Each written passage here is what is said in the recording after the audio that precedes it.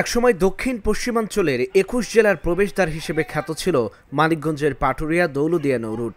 তবে পদ্মা সেতু চালুর পর কিছুটা হারিয়েছে সেই জৌলুস। তবুও ফেরি ও লঞ্চে যাত্রী পারাপার এখনও পুরনো গতিতেই চলছে। এই ঘাট কেন্দ্রিক গড়ে উঠেছে পরিবহন ব্যবসা। এর মধ্যেও অন্যতম নীলাচল, সেলফি ও পদ্মা প্লাস পরিবহন। পাটুরিয়া ঘাট থেকে প্রতিদিন প্রায় ৫০০ বাস ছেড়ে যায় রাজধানীর উদ্দেশ্যে। এর মধ্যে নীলাচল পরিবহনের প্রায় ৯০ থেকে ১০০টি বাস চলে চিটাগাং রোড পর্যন্ত। অভিযোগ, এসব বাস থেকে প্রতিদিন ২,২০০ টাকা করে নেওয়া হচ্ছে জিপির নামে চাঁদা। রাস্তায় দিতে হয়, এইভাবে ঘাটে রাখে, এক এক সময় এক এক জায়গায় রাখে জিপি।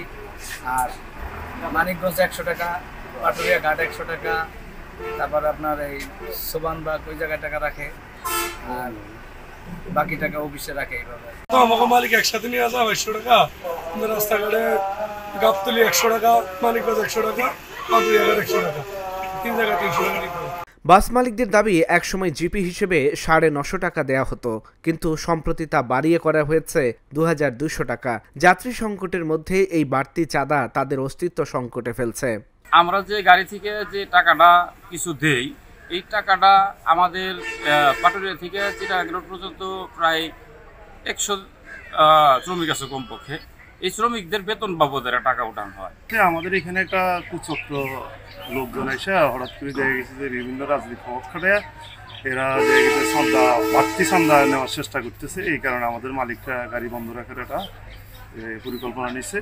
অন্যদিকে পরিবহন মালিকপক্ষের একাংশ বলছেন, এই অভিযোগ ভিত্তিহীন। তাদের দাবি, ঘাট পরিচালনায় যারা রয়েছেন তারাই উল্টো চাঁদাবাজি করছে। আমাদের কোম্পানির চাঁদা বলতে যদি কিছু থাকে, সেটা হলো ঘাটে জসিম এবং আলাল, আর আমাদের কোনো কোথাও ২ পয়সা চাঁদা নাই। ঘাট পরিচালক জসিম খান ও শিবালয় ইউনিয়ন চেয়ারম্যান আলাল উদ্দিনের বিরুদ্ধেও চাঁদাবাজির অভিযোগ তুলেছেন মালিক পক্ষের একাংশ। তবে তারা বিষয়টি অস্বীকার করেছেন। আমরা জিপি এই ধরনের কোনো ৫ তারিখের পরে জিপি বা কোনো চাঁদাবাজি এসব বন্ধ। কোনো চাঁদাবাজি হয় না। মালিক সমিতিও নাই, শ্রমিক সমিতিও নাই। যেহেতু কোনো কমিটি নাই, মালিক সমিতির কমিটিও নাই, শ্রমিক সমিতির কমিটি নাই, সেক্ষেত্রে তো চাঁদাবাজির কোনো সুযোগ নাই।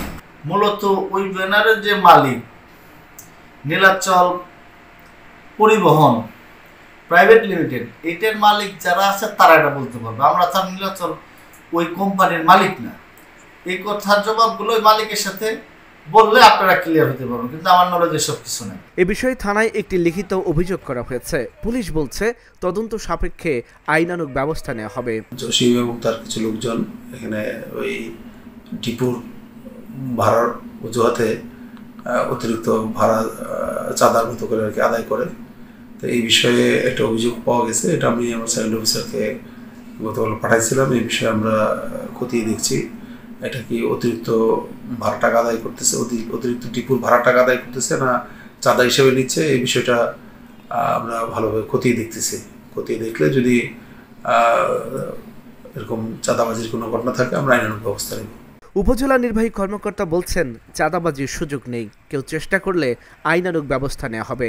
এবং উপজেলা প্রশাসনের পক্ষ থেকেও এই চাঁদাবাজিটি যখন হয় আমরা গিয়ে ধরার চেষ্টা করবো যে চাঁদাবাজিটি কখন হয়। যে অভিযোগটা আসছে এটির বিষয়ে আমরা ভারপ্রাপ্ত কর্মকর্তার সাথে কথা বলে কীভাবে এটি রোধ করা যায় সেটি আমরা চেষ্টা করব। যদি ইতিমধ্যে অভিযোগ হয়ে থাকে তাহলে সেই বিষয়ে কঠোর পদক্ষেপ নেওয়ার জন্য তাকে অনুরোধ করব। চাঁদাবাজি বন্ধে দ্রুত কার্যকর পদক্ষেপ এবং দুই পক্ষের দ্বন্দ্ব অবসানে কার্যকর ভূমিকা রাখবে প্রশাসন, এমনটাই প্রত্যাশা ভুক্তভোগী পরিবহন মালিক শ্রমিকদের। Dhaka journal news desk.